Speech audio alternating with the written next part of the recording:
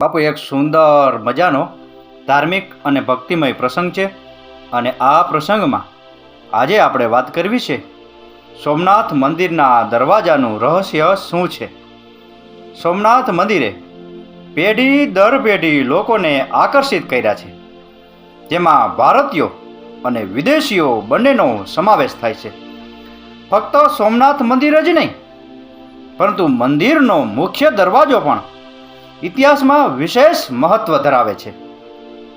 બે પ્રખ્યાત સેનાપતિઓ, એક મરાઠા નેતાએ અને બીજો એક અંગ્રેજ અધિકારીએ સોમનાથ મંદિરના દરવાજાને પુનઃસ્થાપિત કરવાની પ્રતિજ્ઞા લીધી હતી. બંનેએ પોતાના વચનો પૂરા કર્યા, છતાં તેઓ સફળતાના ભાગીદાર ના બની શક્યા. હકીકતમાં સોમનાથ મંદિર પર સદીઓથી એટલી બધી વખત હુમલો થયો છે કે કોઈ પણ ચોક્કસ રીતે કહી શકતું નથી કે કયા આક્રમણકારે તેનો મુખ્ય દરવાજો ઉખેડી નાખ્યો હતો.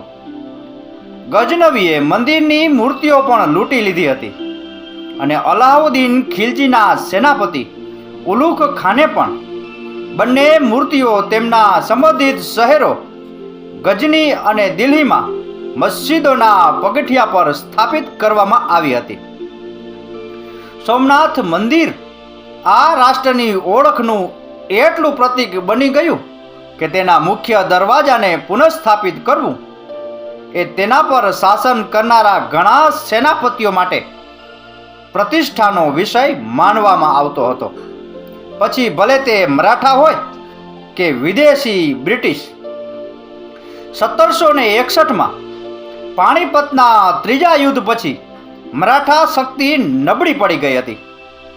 એક મરાઠા યોદ્ધાએ ફરી એકવાર મરાઠા શક્તિને હચમચાવી નાખી અને ધીમે ધીમે તેણે દિલ્હીના સિંહાસન પર પોતાની પસંદગીના મુઘલ સમ્રાટને સ્થાપિત કર્યો. આ મરાઠા યોદ્ધાનું નામ મહાદજી શિંદે અથવા સિંધિયા હતું. મહાદજીના કારણે આખો દેશમાં ફરી એકવાર મરાઠાઓનો હાથ ઉપર રહ્યો હતો. ગુજરાતની સફર દરમિયાન પણ મહાદજીને એવું લાગ્યું હતું કે સોમનાથ મંદિરના મુખ્ય દરવાજા મંદિરને પાછા આપવા જોઈએ. આ પ્રતિજ્ઞા સાથે મહાદજીએ લાહોર પર હુમલો કર્યો. આ ઘટના 1782માં બની હતી, જ્યારે તેનો સામનો મહમૂદ શાહ સાથે થયો હતો.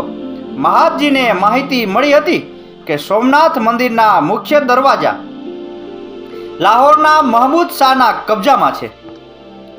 વિજય પછી તે પોતાની સાથે 3 ચાંદીના દરવાજા લાવ્યા, પરંતુ પૂજારીઓએ તેમને સ્વીકારવાનો ઇનકાર કર્યો.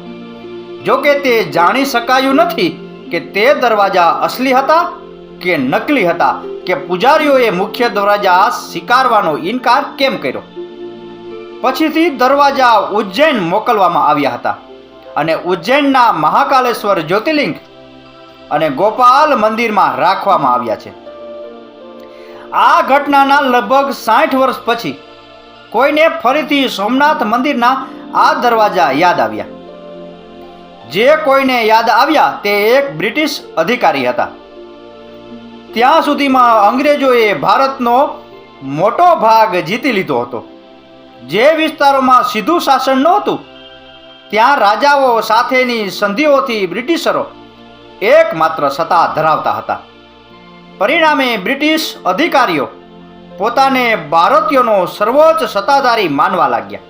જ્યારે તેમને ગુજરાતમાં સોમનાથ મંદિરના મહત્વ, તેના ભૂતકાળના ગૌરવ અને આવનારા હુમલાઓ વિશે ખબર પડી, ત્યારે તેમને લાગ્યું કે સોમનાથ મંદિરના આ ઐતિહાસિક દરવાજા લાવીને તેઓ ભારતીયના હૃદયમાં શ્રદ્ધા અને ધાક બંને પેદા કરી શકે છે.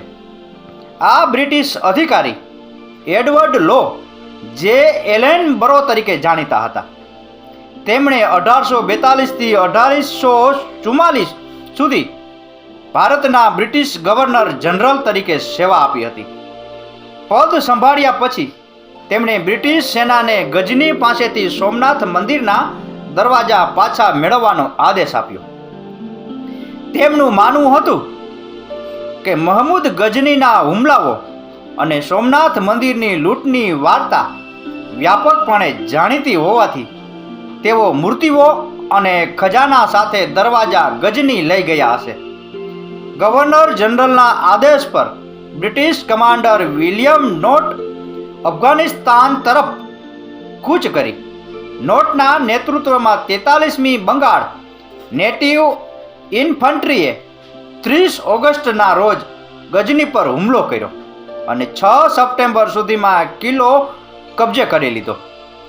ગજનીથી સોમનાથ મંદિરના દરવાજા લઈને તેઓ 17 સપ્ટેમ્બરના રોજ કાબુલ પહોંચ્યા, જ્યાં કમાન્ડર ઇન ચીફ પોલોક તેમની રાહ જોઈ રહ્યા હતા. તેમણે ડિસેમ્બર 1842માં સતલજ નદી પાર કરી. ગવર્નર જનરલ નોટથી એટલા ખુશ થયા કે તેમણે તરત જ તેમને લખનૌના રેસિડેન્ટ ઓફિસર તરીકે નિયુક્ત કર્યા. તેમને સ્વોર્ડ ઓફ ઓનરથી સન્માનિત કર્યા અને ઓર્ડર ઓફ ધ બાથની ઉપાધિ આપી. ગવર્નર જનરલે સોમનાથ મંદિરના દરવાજાઓને ભારતથી ઇંગ્લેન્ડમાં ખૂબ પ્રશંસા અપાવી, પરંતુ પછી મુશ્કેલી ઊભી થઈ. સોમનાથ મંદિરના પૂજારીઓએ તેમને સોમનાથ મંદિરના મુખ્ય દરવાજા તરીકે સ્વીકારવાનો ઇનકાર કર્યો, જે દરવાજા ચંદનના લાકડાના હોવાનો દાવો કરવામાં આવ્યો હતો. તે દેવદારના લાકડાના બનેલા હોવાનું બહાર આવ્યું, જે લાકડા અફઘાનિસ્તાનમાંથી પુષ્કળ પ્રમાણમાં જોવા મળે છે. વધુ તેમની ડિઝાઇન કોઈ પણ ગુજરાતી અથવા ભારતીય શૈલીથી વિપરીત ઇસ્લામિક શૈલી જેવી હતી. 1843માં એ દરવાજાને આગ્રાના લાલ કિલ્લામાં મૂકવામાં આવ્યા હતા, જ્યાં તે આજે પણ છે. જ્યારે આ સમાચાર દ્વારા ઇંગ્લેન્ડના લોકોને ખબર પડી, ત્યારે બ્રિટિશના હાઉસ ઓફ કોમન્સમાં આ નિરર્થક ઝુંબેશનો મુદ્દો જોરશોરથી ઉઠાવવામાં આવ્યો. છેવટે આ અભિયાનમાં ઘણા પૈસા ખર્ચાયા હતા. વિરોધ બ્રિટિશ સરકાર માટે કાંટો બની ગયો હતો.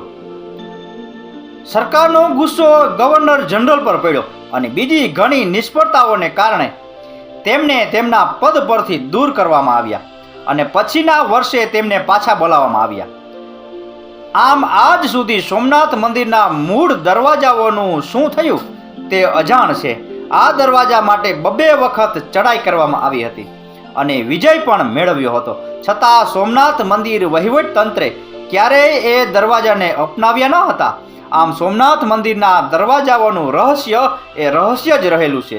પરંતુ એક દિવસ મરાઠાઓ અને અંગ્રેજો દ્વારા લાવવામાં આવેલા દરવાજા ચોક્કસપણે સંગ્રહાલયનો ભાગ બનશે અને આ વાર્તાઓ ભવિષ્યની પેઢીઓને રથ સાથે ફરીથી કહેવામાં આવશે. તો બાપુ, આ હતો સોમનાથ મંદિરના દરવાજાના રહસ્ય વિશેનો પ્રસંગ. આ કથા, આ વાર્તા પૂરેપૂરી સાંભળી એ બદલ આપનો ખૂબ ખૂબ આભાર. આપનો દિવસ શુભ રહે. મહાદેવ હર.